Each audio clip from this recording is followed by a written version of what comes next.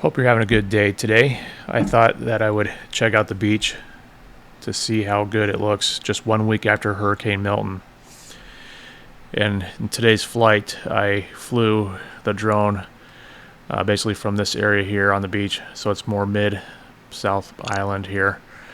I went up to pretty close to Publix here, turned around and went down, and then you can see the beach conditions.